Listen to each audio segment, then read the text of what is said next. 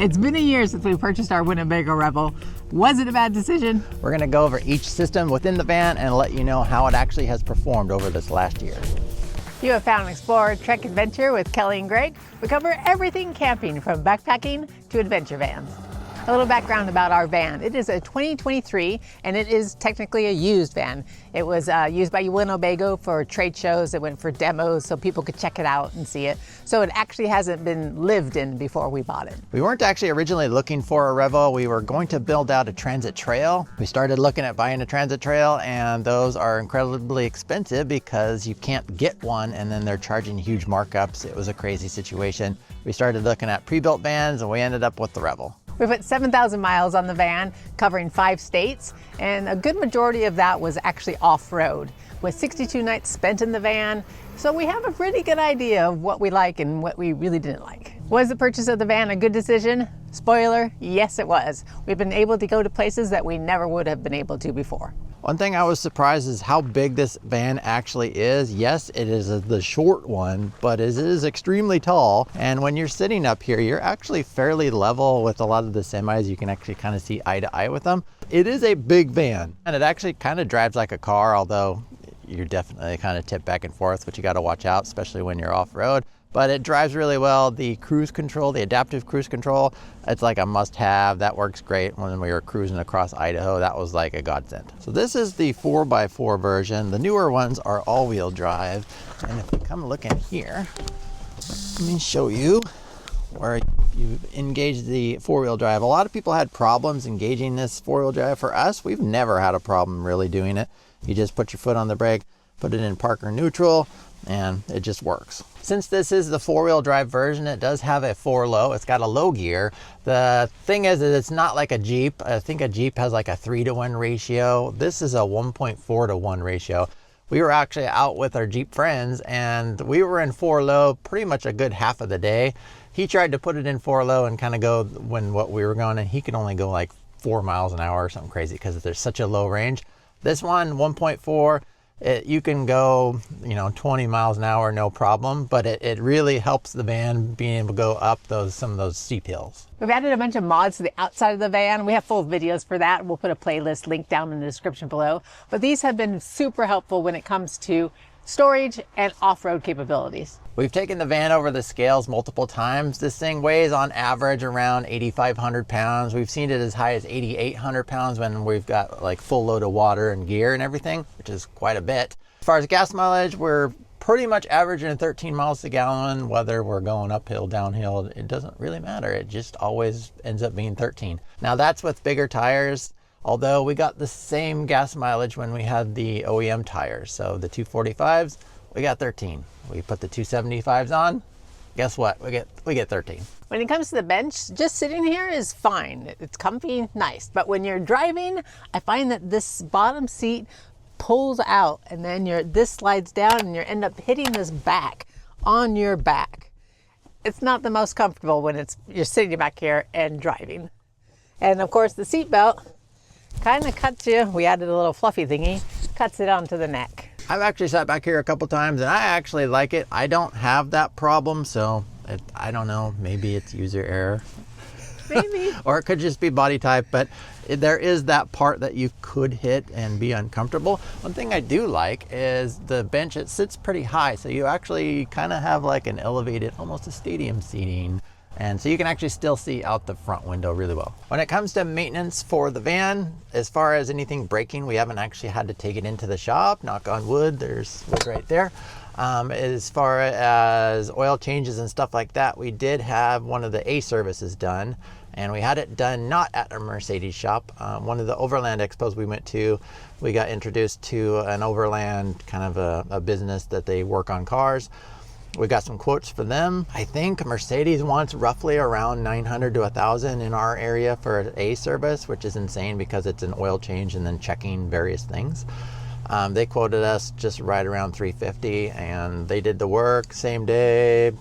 Awesome. The big takeaway from that is do check with your Mercedes dealer, because some of the Mercedes dealer are actually pretty good, but also check with either some 4-wheel drive shops, some specialty shops, but you should be able to get some better prices. Now for the kitchen. It is small, and of course there's not much space, so of course it's going to be small. It functions fine. There's some things I wish they were a little bit different, like the sink faucet. Wish that was in a different location because it's not very convenient. There is an extension thingy that we can add here to make the counter space a little bit longer. We don't actually use it that much because it's pretty much of a block to get outside. Whenever it's nice outside, we do the cooking out here, because when you're inside, you gotta be super careful, especially with greasy food, to not get this on there. That way, always cook with the lid and turn the fan on. When it comes to the bathroom door, there are some very strong magnets on it. And when new people come in here and try to do the door, they actually think they're gonna break it. Could they have done it a little bit differently? 100%. But the nice thing about the door though is when it is open, it can act as a block for somebody who's out on the bed. It blocks that light and you have it completely open. We have left the curtain up. We had it at first, but then we decided after showering, just hang it, let it dry. That was actually nice because it can act like as a privacy curtain as well. And it dries quick after a shower. As you can see, we don't have those wood shelves that the van comes with because we actually use it and it would be inconvenient to have the shelf up there. One thing I found that having the toilet paper roll down here is super awkward. So instead, we keep our toilet paper in here. Let's talk about the bed system. This keypad has worked okay. I still don't like this key thing. Probably some regulation that exists for. As far as the bed, we normally keep it up when we're kind of living day-to-day life. One thing you'll notice is this happens. And, well, it usually happens on that side too. So when you lift the bed up, all the bedding goes crazy and you end up with blankets and pillows all over the place. The biggest revelation I think we've found back here is having the walkway is super important if you plan on using this space as an extra living space. Kelly actually uses this to get ready in the morning, and then I usually do it in the front. When you have stuff in here, it makes it super inconvenient. So when we put the bed up, we end up putting like our shades and everything up over here. We put chairs and everything over here. The big thing is get stuff off the floor. Otherwise, this backspace is not end up being usable. I've seen a lot of people that end up removing this bottom liner on the bed. And for us, it's never actually been a problem. And maybe it's because our bench is lower and maybe the benches they have are higher. But when we sit here, it's totally fine. We've never ran across a reason why we would want to pop this off. We ended up putting here storage for our towels and stuff. And this has become a catch-all for random things.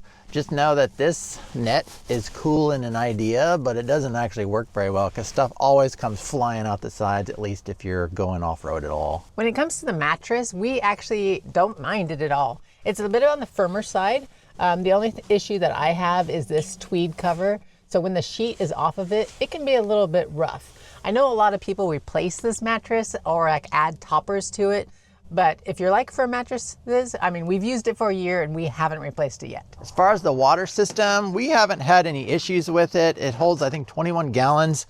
The only issue, I actually have a big issue with it, is when we took off these door panels, because when we uninstall the boxes, you got to drill holes and whatnot.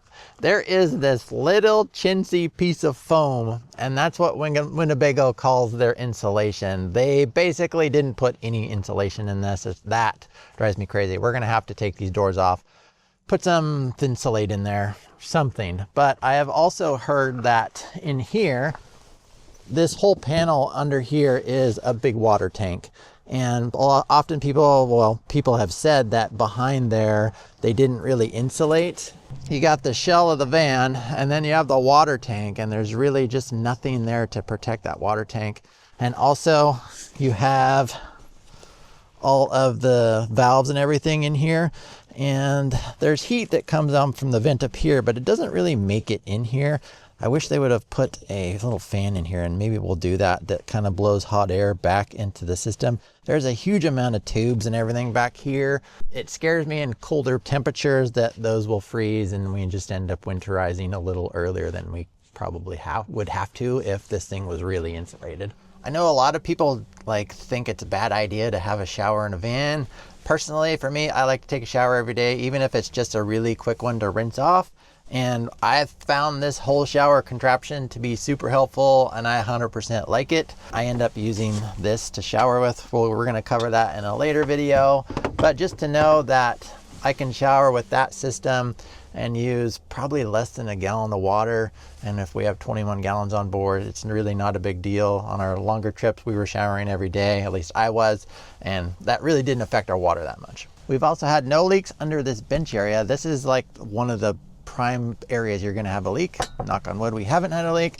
And under here, if you look under here, if you lift this panel up, which it's a little bit of a pain to do, but it gives you access to the glycol system, and it also gives you access to like the heat exchanger. And that's actually where they end up having problems.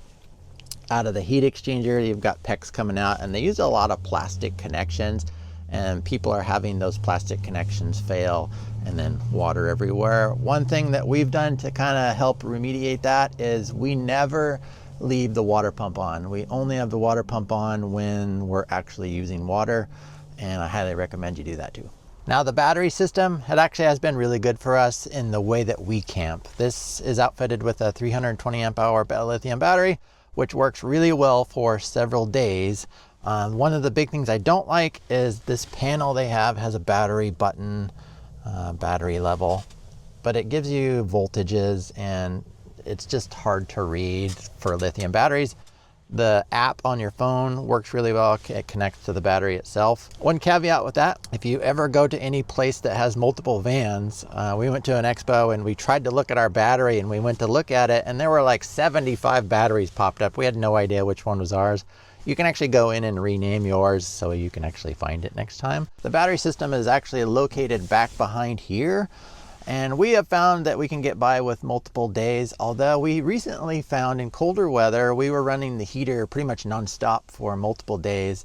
And I think it was on the morning of day 3. Actually, no, it was in the middle of the night. Well, kind of towards the morning, all of a sudden everything in the van goes and shuts down, which is a little bit scary when it's super cold out.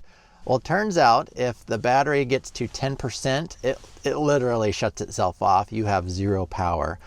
Here's the problem. We were sleeping when it happened, so this bed was down, and when the bed is down, the bottom of the bed comes like right here. And it's super hard to get to these panels because you have to twist these and then pop this panel off. We were able to kind of do it from the back. We had to kind of pull stuff back and kind of reach in here, pull this panel up enough to reach in there to press the button on top of the battery.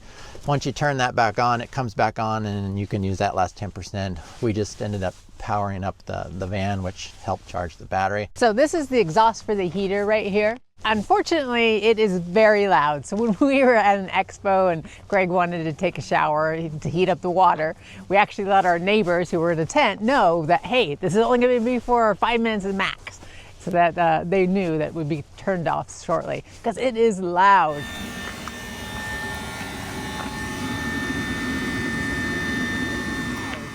Unfortunately, it doesn't heat up that fast. Another thing that actually drives me crazy is when it is on, there's a constant clicking noise that you hear when you're inside the van. We actually have to put white noise makers on at night so we don't have to hear that click, click, click. It drives me crazy. This is the panel for the heater. We actually really like that. Okay, but let me explain what Kelly was saying about it takes a long time. And so if you are cold and want to be warm, it's going to be 15 minutes basically. When you turn this on, you have to wait for that glycol loop to heat up. So basically it heats up a bunch of liquid which circulates around the van. Once it gets hot enough, there's 2 radiators that come on and start blowing hot air over over that hot liquid. So that's why it takes a long time. But once, it's a good and bad thing, because once it's heated up, it's actually very quick to produce more heat. The same thing kind of goes for heating the water, which is right there. And that glycol loop will then start heating your water. So once the system is up to temperature, it actually works really well. Now for that noise on the pump is located down there and it's connected directly to the frame. So you have this little ram pump that's clicking, click, click, click, click, pretty much all night long when you're heating. And that's attached directly to the frame. That's what Winnebago did, so it kind of resonates in here.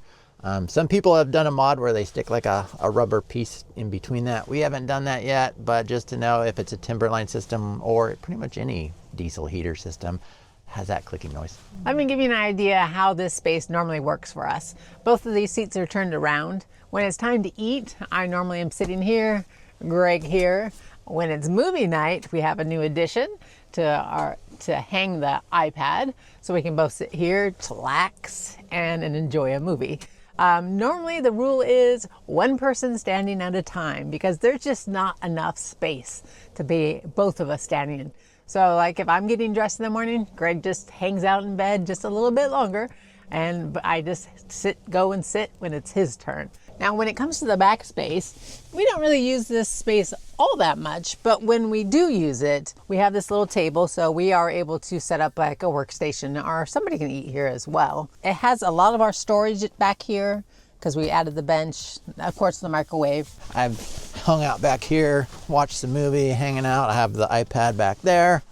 One thing that you probably should think about is the systems that go in the back of the Revel are extremely expensive.